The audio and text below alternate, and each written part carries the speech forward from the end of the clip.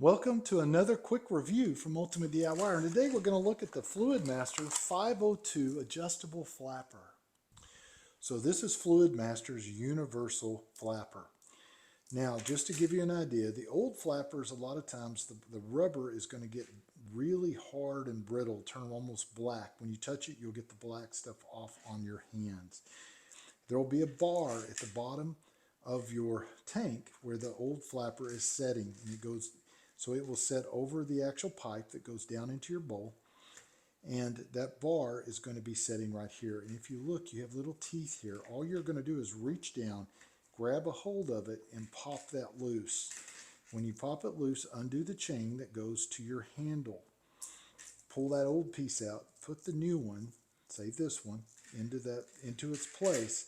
Force these down onto the little bar, reconnect your chain. Now, this being universal is very interesting because it'll have a dial from a minimum of 1 to maximum of 9.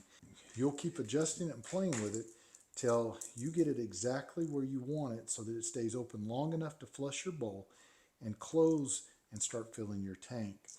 So there you go, guys. It's really simple to replace these, and you can't go wrong with Fluidmaster. They've been around a long time, and they make very high quality parts to replace toilet parts that are wore out on your toilet. So do yourself a favor and get yourself the 502 universal flapper that's adjustable, made by Fluidmaster. You won't regret it. We'll see you guys on the next one.